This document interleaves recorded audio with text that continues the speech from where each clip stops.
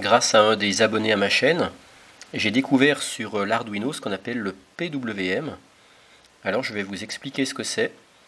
Et par exemple, ça permet de faire clignoter une LED, non pas de façon brutale, mais de façon adoucie, c'est-à-dire qu'elle s'éclaire progressivement et elle s'éteint progressivement.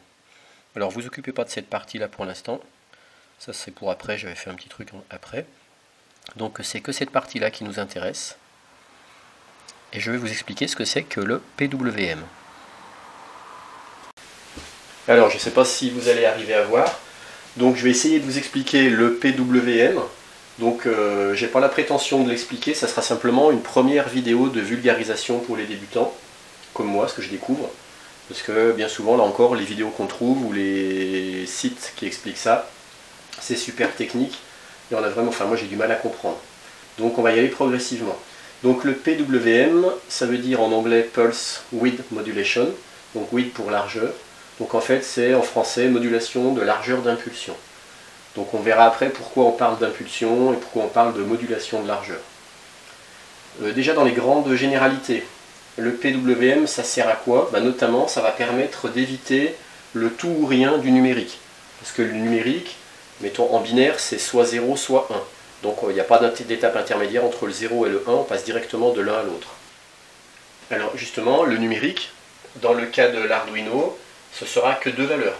Donc ça va être, on va dire le 1 qui est tout, donc une tension à 5 volts, et le 0, le rien, une tension à 0 volts. Donc c'est une sorte de langage binaire.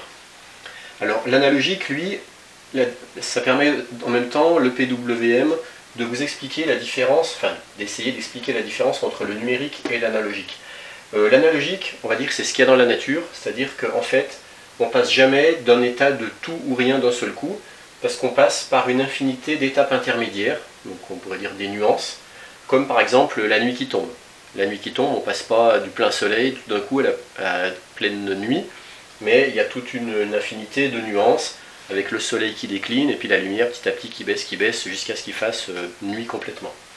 Donc voilà une image pour expliquer l'analogique. Donc dans un système numérique à deux valeurs, tout et rien, si on reprenait l'image de la nuit qui tombe, on passerait forcément de midi à minuit d'un seul coup. Donc voilà aussi une illustration d'un système numérique à deux valeurs. Donc on s'aperçoit que ce n'est pas forcément très pratique pour ce qu'on veut faire. Et donc l'intérêt du PWM, c'est que tout en fonctionnant lui-même en numérique à deux valeurs, tout et rien, il va permettre quand même de simuler, donc je dis bien de simuler, de l'analogique, en introduisant une progressivité pour passer d'un état tout à un état rien, mais donc progressivement. Et donc je vous propose qu'on regarde comment c'est possible. Bon alors je compte sur votre indulgence parce que c'est pas facile à expliquer. Donc j'ai représenté ici le signal, un schéma d'une impulsion. Donc en fait sur l'Arduino, il va y avoir certaines portes qui vont générer un signal à une certaine fréquence, donc à peu près on va dire du 500 Hz. Alors en fait, dans la réalité, il y a certaines portes qui ne peuvent pas générer de signaux d'impulsion. Il y a certaines portes qui peuvent générer un signal sur une fréquence environ de 500 Hz. Et il y a d'autres portes qui peuvent générer un signal environ, pour faire simple, sur presque du 1000 Hz. Donc ça veut dire que là, si nous, dans notre cas, on était sur imaginons, une porte qui peut générer un signal qui alterne entre 0 volts, 5 volts, 0 volts, 5 volts, donc sur une fréquence de 500 Hz. Cette alternance-là va se faire 500 fois par seconde. Donc ça veut dire qu'un cycle complet dure 2 millisecondes. Et ça veut dire qu'ici on va avoir un état haut pendant 1 milliseconde et un état bas pendant 1 milliseconde. Voilà, en gros c'est pour faire simple. Donc, soyez indulgents parce que c'est pas facile à expliquer. Le PWM, c'est une fonction dans l'Arduino qui nous permet de récupérer un signal, on pourrait dire alternatif, sur certaines portes, et on va pouvoir moduler ce signal. Alors comment et pourquoi? Eh bien comme la définition l'indique, modulation de largeur d'impulsion, ce qu'on va chercher à faire, c'est à moduler la largeur de notre impulsion. Alors ici on a une impulsion en 5 volts, elle retombe, de nouveau une impulsion en 5 volts, elle retombe, et ça pendant une durée, on va dire, qui est fixe de 1 milliseconde. Donc voilà la largeur là, elle est là, de notre impulsion. Eh bien, on on va chercher à la moduler. La moduler, c'est-à-dire la faire plus ou moins large.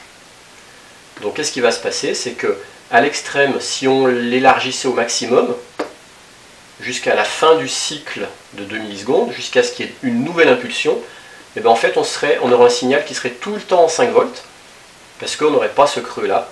Donc on aurait pendant 2 millisecondes un grand signal très large de 5 volts, et puis à peine il serait fini, on aurait de nouveau un autre très large signal de 5 volts. Ce qui fait qu'à l'extrême on obtiendrait tout le temps du 5 volts, et à l'extrême dans l'autre sens, si on la réduisait à son minimum, et bien on aurait à peine une fraction de millième de seconde du 5 volts, mais ça retomberait tout de suite, et on aurait du 0 volt, et à peine une très petite impulsion très courte, on n'aurait même pas le temps de l'utiliser, ce qui fait que ça reviendrait à ce qu'on ait quasiment tout le temps du 0 volt. Donc voilà les deux extrêmes, et ce qui se passe avec une LED notamment, c'est qu'une LED avec la persistance rétinienne, eh bien si elle est allumée, mettons sur un signal de 5 volts large comme ça, et puis qu'elle est éteinte sur un tout petit signal comme ça, eh bien elle nous apparaîtra légèrement moins brillante et légèrement moins lumineuse que si elle était éclairée tout le temps en 5 volts. Plus on baisserait son temps d'allumage en 5 volts, alors quand je dis 5 volts, c'est la lime qui est en 5 volts, bien sûr il faut mettre une résistance entre la lime de 5 volts et la LED pour ne pas alimenter directement une LED en 5 volts, sinon la LED ne va pas aimer. Mais bon voilà, l'alimentation, bref, plus on va réduire le temps pendant lequel la LED va être alimentée à sa bonne tension,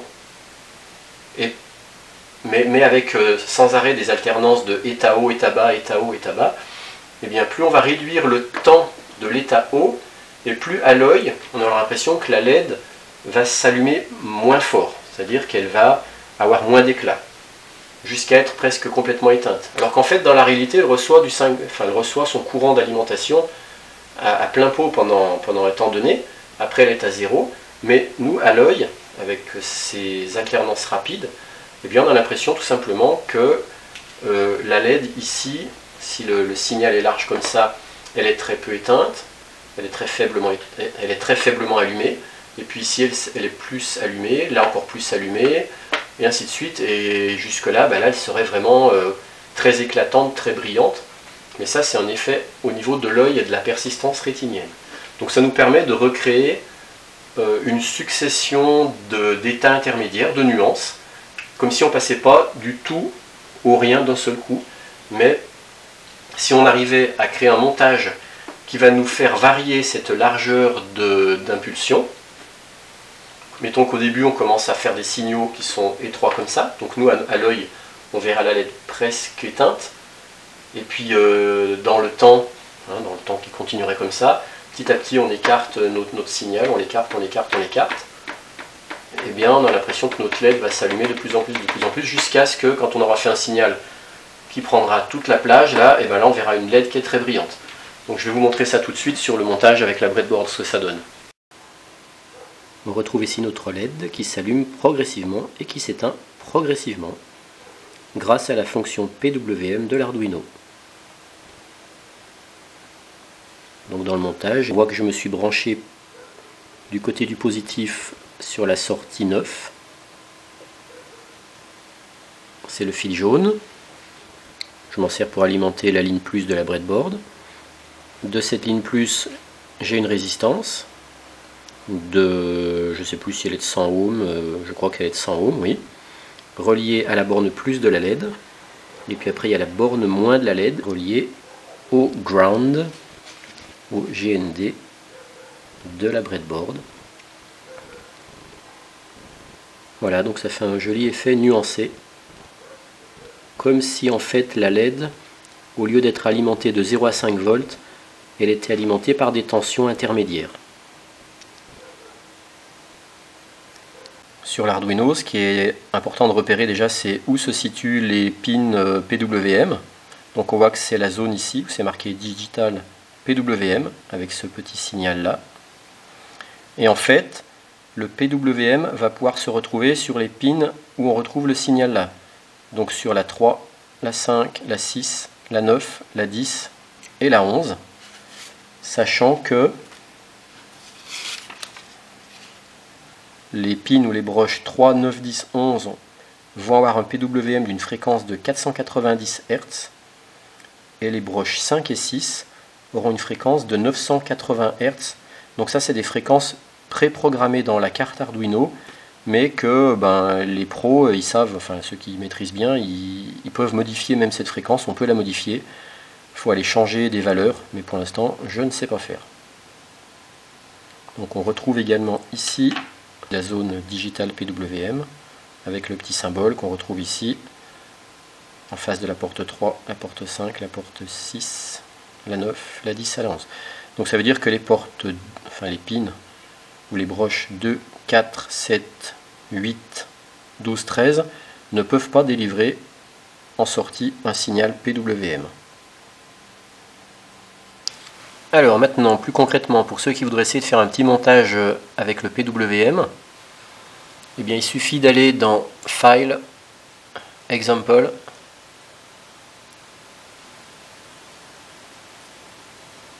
Analogue et Fading. Là, vous avez l'exemple d'un petit programme qui vous explique comment ça marche. Avec toujours les boucles, enfin les instructions void setup, void loop. Donc là, dans ce cas-là, dans notre cas setup, il n'y a rien à marquer. On choisit la valeur entière que l'on va attribuer à LED pin, on lui attribue la valeur 9. Ça permettra à l'Arduino après de reconnaître qu'on se sert de la broche 9 en sortie.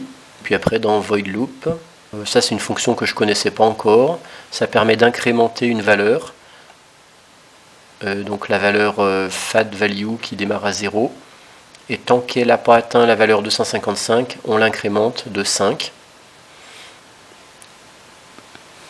Et à chaque incrémentation, là on ouvre une accolade pour dire ce qu'on fait. Et en fait, c'est la fonction AnalogWrite qui va nous permettre de récupérer notre signal PWM sur la sortie 9 et on lui attribuera une valeur entre 0 et 255 en fonction de l'incrémentation. Et en fait, cette valeur-là, c'est la largeur de notre signal haut. Vous savez, tout à l'heure dans le schéma, je vous disais qu'on allait moduler la largeur du signal. Eh bien, c'est cette valeur-là qui va faire que le signal sera plus ou moins large. Il va aller de 0 à 255, de 0 à 255. Et donc, quand il sera à 0, ça fera un signal quasiment inexistant. Et quand il sera à 255, ça veut dire qu'il occupera toute la durée de notre oscillation haut-bas. Eh bien, il restera haut pendant toute la durée d'un cycle. Et puis après, on fait une pause de 30 millisecondes. On ferme la collade.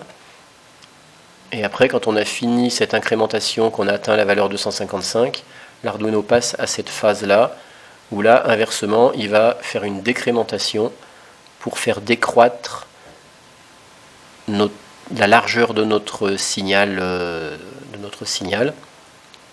en décrémentant à chaque fois de 5 en valeur. Donc ça veut dire qu'on va aller de 255 à 0, avec chaque fois un délai de 30 millisecondes entre chaque décrémentation, comme on avait aussi ici un délai de 30 millisecondes entre chaque incrémentation. Donc concrètement, ça va faire que notre LED ici, elle va être alimentée par la broche 9 avec une valeur de largeur de signal de 0. Donc en fait, notre LED, ça veut dire que là, elle va être éteinte. Et puis après, ça va passer à 5, puis à 10, puis à 15. Donc petit à petit, elle va commencer à s'allumer très faiblement. Puis elle va s'allumer de plus en plus fort, jusqu'à être dans son éclat maximum quand on aura la valeur 255. Et puis après, quand on aura atteint la valeur 255, cette fonction ne va plus s'activer. On va passer à l'instruction suivante. Et là, on va avoir la décrémentation. Et du coup, c'est cette fonction-là qui va faire éteindre la LED progressivement.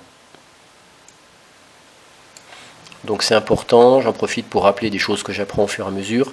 Après chaque instruction, il faut bien mettre un point-virgule. Et puis quand on ouvre une accolade, eh bien, il faut bien penser de la fermer. Donc par exemple ici, on en a une qui est ouverte au tout début ici, celle-là. Et bien celle de la fin, c'est celle-là. Et puis celle-là correspond à celle-là. Et celle-là correspond à celle-là. Et en fait, cette accolade-là qui va de là à là, c'est ce qui dit à l'Arduino qu'est-ce qu'il faut faire à chaque incrémentation de cette fonction-là. Donc à chaque fois qu'on incrémente de 5, on fait ce qui est dans l'accolade. Et après on réincrémente, action, incrémentation, action, et ainsi de suite. Voilà.